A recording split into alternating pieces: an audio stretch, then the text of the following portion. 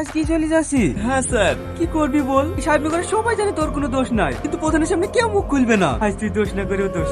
কোথায় যাবি কিছু ভাবলি? না স্যার, জানিনি কোথায় যাবো। ওনার পড়াশোনা করা হইলে না স্যার। কাঁদিস না, সব হবে। এই নে ধর, এটা তো ট্রান্সফার সার্টিফিকেট। নবগ্রামে আমার মামার বাড়ি, তুই আমার মামার বাড়ি যা।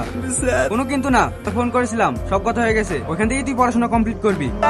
আরে আরে, ভালো করে পড়াশোনা করবি, মায়ের স্বপ্ন তোকে পূরণ করতেই হবে। আসছি বোন, ভালোভাবে যায়েন। আপনি আমাদের যে উপকার করলেন সেই দিন আমরা জীবনেও শোধ করতে পারবো না। আরে আরে, কাজের না বোন, টনি পড়াশোনা সত্যি খুব ভালো। দেখবেন কয়েকদিন অনেক বড় জায়গায় পৌঁছে যাবে। ওখানে পৌঁছে গিয়ে একবার ফোন করে দিস। মা চলো। যাচ্ছি নাকি দাদা? হ্যাঁ দাদা তোর ভাবি গেলে একটু শ্বশুর বাড়ি যাচ্ছি। দাদা, শুনিছো থানা নতুন ওসি এসছে। বসে এসছে দাদা, পুকুর থেকে বড় একটা মাছ কেজি বাজার মিষ্টি নিলে দেখাটা একবার করে আসি। তখন এসছে জানিস? আমি তো শুনলো সেই সকালে এসছে। সকালে এসছে, তুই খবর দিছি। যদি বাড়ি যদি আগে চলে যাই তাড়াতাড়ি পুকুর থেকে মাছটা ধরে লাগা।